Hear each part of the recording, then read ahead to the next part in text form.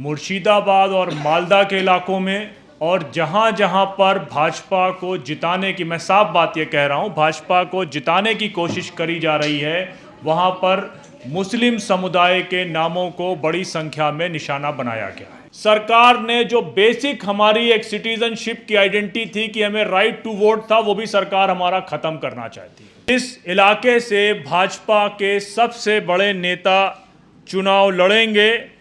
वहाँ पर डेटा कहता है कि 87.9% जो है वहाँ पर से मुसलमानों को रिमूव किया गया है। नाम सिटीजनशिप से या वोटर राइट से काटने के बाद अगर आप प्रोटेस्ट करते हैं तो आपके ऊपर एनआईए छोड़ दी जाती है। बहुत सारे पोलिंग स्टेशन हैं जहाँ पर 100%, 98%, 99% नाम गायब हुए हैं। बंगाल में लोग खड़े होकर चीख रहे हैं, चिल्ला रहे हैं और ये बात कह रहे हैं कि हमारे पास सारे पेपर होने के बावजूद भी हमारा एसआईआर में नाम क्यों शामिल नहीं किया गया। एसआईआर शुरू हुई थी तब हमने यहाँ पे कई सारे प्रोग्राम और कॉन्फ्रेंसेस करी थी और जब ये कॉन्फ्रेंसेस और प्रोग्राम कर रहे थे तो पत्रकारों का सवाल ये होता था कि जिन लोगों के नाम चले गए हैं वो लोग सामने क्यों नहीं आते। और जब वो लोग सामने आए और अपनी बात रख रहे हैं, अपनी बात कह रहे हैं, तो उनकी बात सुनने वाला और उनके सवालों का जवाब देने वाला कोई मौजूद नहीं है।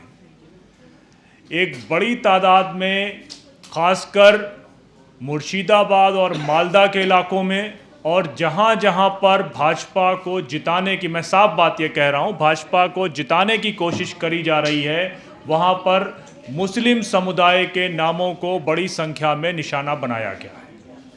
मालदा में, मुर्शिदाबाद में, नंदीग्राम में, 24 परगना में।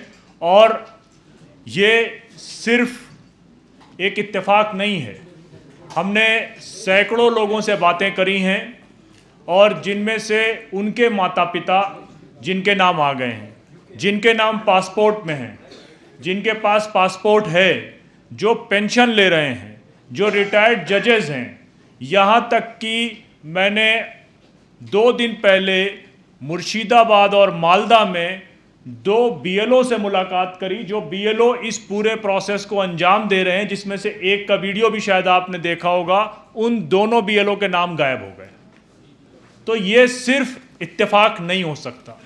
ये मेरे पास एक लिस्ट है, जिस लिस्ट में आप ये अंदाज़ा लगा सकते हैं कि पूरे पोलिंग स्टेशन के जितने भी एजुकेशन के लिए जितने भी नाम गए वो पूरे उड़ा दिए गए।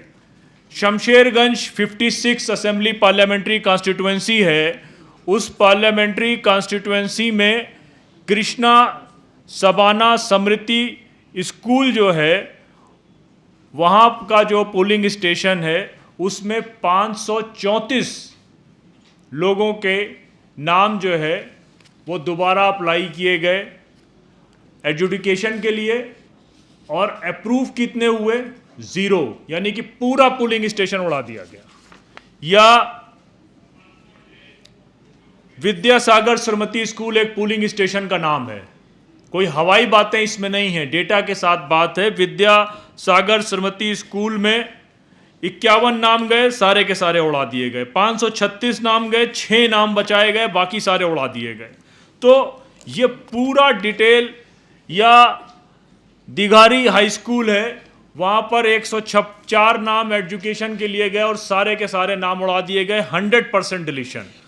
या एक लिस्ट है 101 से लेकर 109 तक जितने पोलिंग स्टेशंस हैं उनमें डिलीशन कितना है? 98.2, 98.8, 98.7, 97.4, 98.9, 96.8, 96.9, फिर 100%।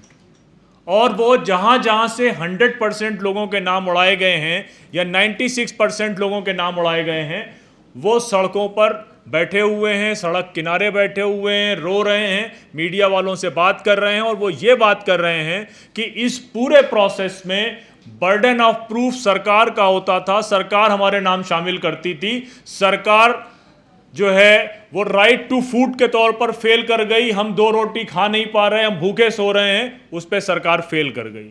सरकार राइट टू एजुकेशन के तौर पर फेल कर गई, हमको एजुकेशन नहीं दे सकी। अब सरकार ने जो बेसिक हमारी एक सिटीजनशिप की आइडेंटिटी थी कि हमें राइट टू वोट था, वो भी सरकार हमारा खत्म करना चाहती है और टैक्टफुली उन इलाकों से खत्म करना चाहती है जहां पर एक पर्टिकुलर कम्युनिटी के वोट, माइनॉरिटी कम्युनिटी के वोट ज़्यादा हैं। अब जाहिर सी बात है कि जब ये सारे मामले एक बनाए हुए ट्रिब्यूनल के जरिए रिजेक्ट कर दिए गए हैं, तो अब इनकी सुनवाइयां हाईकोर्ट करेगा। तो जिन महिलाओं के आपने वीडियो देखे, जिन लोगों से आपने बातें सुनी, जो 2 वक्त की रोटी नहीं खा पा रहे हैं, जिनकी माहाना इनकम 5,000 से 6,000 रुपए के बीच में है, वो बीड़ी बनाने का काम करते हैं, तो आप ये अंदाज़ा लगाएं कि उनमें से कितने लोग ऐसे होंगे कि जो हाई कोर्ट जाकर अपने वोटिंग के राइट को दोबारा लेकर आएंगे। और इसमें कोई जो है वो ऐसा नहीं है कि सिर्फ हवाबाजी हुई हो।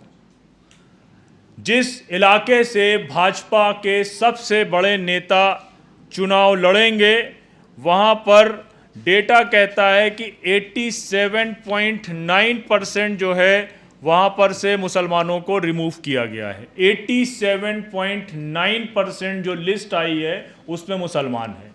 पूरे जो बंगाल की लिस्ट है उसको अगर कंप्रेस किया जाए तो जो 2 सबसे बड़े इलाके मालदा और मुर्शिदाबाद हैं, वहाँ से नाम उड़ाए गए हैं। एक विधानसभा से 90,000। मौसम नूर अभी बोलेंगी, वो अपने नॉमिनेशन के लिए गई हुई हैं। मौसम नूर ने बताया कि मेरी पुरानी जो पार्लियामेंट्री कॉन्स्टिट्यूएंसी थी उसमें 4 लाख लोगों के नाम गायब हैं। मैं जिस असेंबली से इलेक्शन लड़ रही हूं उससे 90,000 लोगों के नाम गायब हैं। और अफसोस की बात है, इस लोकतंत्र में इस बात का अफसोस है कि पहले ये हमसे ये पूछा जाता है कि वो लोग प्रदर्शन क्यों नहीं कर रहे जिनके नाम काटे गए हैं, वो लोग प्रोटेस्ट क्यों नहीं कर रहे हैं जिनके नाम काटे गए हैं। और जब वो लोग प्रोटेस्ट करते हैं तो प्रोटेस्ट कहीं और चल रहा होता है, ट्रिब्यूनल के लोग कहीं और बैठे होते हैं, FIR तीसरी जगह से होती है, और सिर्फ नाम सिटीजनशिप से या वोटर राइट से काटने के बाद अगर आप प्रोटेस्ट करते हैं तो आपके ऊपर NIA छोड़ दी जाती है। 35 लोगों की गिरफ्तारियां NIA से हुई हैं। जिस इलाके में प्रोटेस्ट चल रहे थे, जहां से अरेस्ट हुई हैं, वो बिल्कुल डिफरेंट लोकेशन है जहां पर ट्रिब्यूनल के लोग बैठे थे। तो पहली बार आप ये सवाल बार बार कर रहे थे कि लोग प्रोटेस्ट क्यों नहीं करते। जब बड़ी तादाद में आपने नाम काटे और लोग प्रोटेस्ट के लिए सामने आए, बार बार खुद कोर्ट भी अपनी, प्रशांत जी बताएंगे ज़्यादा बेहतर, कि कोर्ट ये कहता था कि लोग सामने क्यों नहीं आ रहे। फिर तीसरा और सबसे बड़ा इंपॉर्टेंट ये सवाल है कि जिस तरीके से इलेक्शन कमीशन अपनी मनमर्जी कर रहा है और पूरी पॉलिटिकल डेमोग्राफी को चेंज करके ये चुनाव करा रहा है, तो उस चुनाव में, जिस चुनाव के बारे में ये कहा जाता था कि लोकतंत्र की खूबसूरती ये है, डेमोक्रेसी की ये खूबसूरती है कि इसमें आखिरी दर्जे तक, आखिरी इलाके तक जो भी आदमी होता है वो इस डेमोक्रेसी का हिस्सा होता है। अब अगर किसी एक इलाके से 80,000 वोट गायब हुए हैं और जिसमें से 60,000, 40,000 या 20,000 लोग ये चीख रहे हैं और चिल्ला रहे हैं कि हमारे नाम जेनविन गायब कर दिए गए हैं, कल को जब आप वहाँ पर चुनावों के बाद रिजल्ट लेकर आएंगे और हार जीत अगर 5, 7, 10,000 से होगी, तो जिन लोगों को आपने ज़बरदस्ती इस चुनावी प्रक्रिया में भाग नहीं लेने दिया, क्या इस चुनाव को पारदर्शी कहा जा सकता है? क्या जब कोर्ट में वो लोग गए और उन्होंने कहा कि आप तो एक बड़ी तादाद को चुनाव की प्रक्रिया से बाहर कर दे रहे हैं और चुनाव कराने की ऐसी क्या जल्दबाजी है, इस प्रक्रिया को आप पूरी कराइए और पुरानी लिस्ट जिसमें आपने जो है वो 2024 के चुनाव कराए थे, जो सरकार ये काम करवा रही है चुनाव आयोग से, उससे कराते हैं। तब जो है वो खुद जो जज साहब इसकी सुनवाई कर रहे हैं, जो बंगाल से ही आते हैं, उन्होंने कहा कि अगर आप इस एक चुनाव में वोट नहीं देंगे तो अगले चुनाव में वोट दे देंगे। यानी कि एक बार हटाए हुए वोटों से सरकार बन जाए और फिर उसके बाद अगली बार देखा जाएगा। तो इससे तो यही समझ में आता है कि जो कुछ लोग अपने आर्टिकल्स में लिख रहे हैं कि SIR स्पेशल इंटेंसिव रिवीजन नहीं है, बल्कि ये एक स्पेशल इंटेंसिव डिलीशन है, और वो डिलीशन सेलेक्टेड पोलिंग स्टेशंस में है, सेलेक्टेड कॉन्स्टिट्यूएंसीज में है और सेलेक्टेड एरिया में है, जहां पर लोग मौजूद हैं, अपने पासपोर्ट्स दिखा रहे हैं, अपनी गवर्नमेंट जॉब के बारे में बात बता रहे हैं, अपने जज होने का बता रहे हैं, अपने बीएलओ होने का बता रहे हैं, अपने परिवार के सारे लोगों के होने का नाम बता रहे हैं, लेकिन उसके बावजूद भी उनके नाम हटा दिए जा रहे हैं। और नाम हटाने के बाद अब जो आने वाली 23 तारीख और 26 तारीख में जहां बंगाल में चुनाव होने हैं, उस चुनाव में, उस चुनावी प्रक्रिया में वो हिस्सा ले पाएंगे या नहीं ले पाएंगे, इसके बारे में कोई बात नहीं करी जा रही है। और अंदेशा तो लगभग यही है कि वो इस पूरी चुनावी प्रक्रिया में हिस्सा नहीं ले पाएंगे। ये जानकारी आप तक पहुंचे और जो प्रेजेंटेशन यहाँ पर होने थे वो समय बहुत लग सकता है, बहुत लंबी स्लाइड है। ये मेरे पास इतनी मोटी शीट सिर्फ एक असेंबली की है, हमारे पास में 20 असेंबली की डिटेल्स हैं, जहाँ पर बहुत सारे पोलिंग स्टेशन हैं, जहाँ पर 100%, 98%, 99% नाम गायब हुए हैं। अब आप ये बताएं कि अगर पूरा गांव का गांव खाली कर दिया जाए, यानी कि डिलीट कर दिया जाए, तो क्या ये चुनाव सही चुनाव होंगे? क्या ये प्रक्रिया जो ड्यू प्रोसेस है उसको माना गया? और ये इसमें से कुछ लोगों को बंगाल से हमने जोड़ा है, वो जो लोग बंगाल में अपने चुनावों में बिजी हैं या बंगाल के चुनावों में या आसाम के चुनाव में हैं। योगेंद्र यादव जी आसाम के चुनाव में हैं, वो भी ऑनलाइन ज्वाइन करेंगे, सलमान साहब ज्वाइन करेंगे और यहाँ से दिल्ली से। तो कोशिश ये थी कि जो बातचीत एसआईआर में अचानक से बंद हो गई है और बिहार और बाकी जगह के एसआईआर के बाद बंगाल के एसआईआर में सिर्फ ये बात कही जा रही है कि हाँ बहुत जगह नाम गए हैं, वहाँ भी चले गए हैं, लेकिन बंगाल में लोग खड़े होकर चीख रहे हैं, चिल्ला रहे हैं और ये बात कह रहे हैं कि हमारे पास सारे पेपर होने के बावजूद भी हमारा एसआईआर में नाम क्यों शामिल नहीं किया गया। हम अपने सारे पेपर लेकर ट्रिब्यूनल के पास गए थे, ट्रिब्यूनल ने हमारा नाम क्यों नहीं शामिल किया। तो हम ये बात इसलिए डाउटफुल भी हैं क्योंकि आसाम में इसी तरह के ट्रिब्यूनल को हम देख चुके हैं। आसाम में जो फॉरेन ट्रिब्यूनल बनाया गया था, जब फॉरेन ट्रिब्यूनल के मेंबर्स को रिन्यू करना हुआ उनके कॉन्ट्रैक्ट को 2 साल के बाद, तो कई सारे फॉरेन ट्रिब्यूनल के मेंबर को जब कंटिन्यू नहीं किया तो वो उसके खिलाफ हाईकोर्ट गए और आसाम सरकार ने हाईकोर्ट में ये कहा कि इन ट्रिब्यूनल के मेंबर्स को हम कंटिन्यू इसलिए नहीं कर रहे कि ये बहुत कम लोगों को बांग्लादेशी बना रहे थे।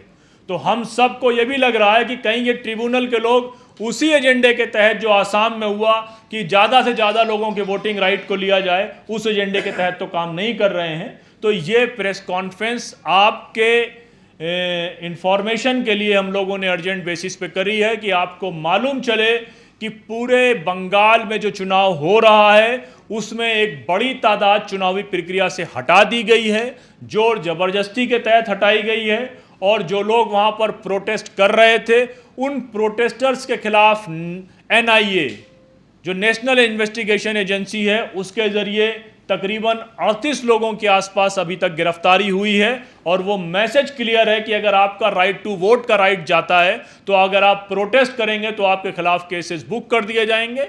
अब आपकी जिम्मेदारी है कि आप आगे की पड़ताल करें और उस पे लोगों के बारे में बताएं कि जो सरकारें चुनने की प्रक्रिया हैं उसमें से एक बड़ी तादाद से लोगों को हटाकर सरकारें चुना जाना क्या एक लोकतांत्रिक प्रक्रिया को सही दिखाती है या सही लोकतांत्रिक प्रक्रिया को दिखाती है जिसमें एक बड़ी तादाद को चुनाव से हटा दिया जाए।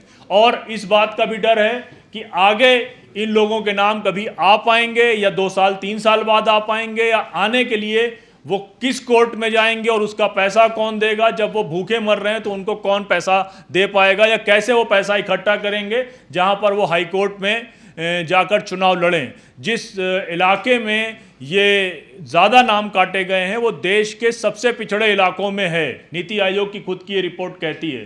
तो अब दिल्ली में बैठे हुए जो लोग ये तय कर रहे हैं कि कौन चुनाव में रहेगा कौन नहीं रहेगा, शायद इस बात से वो अनजान है। बहुत शुक्रिया।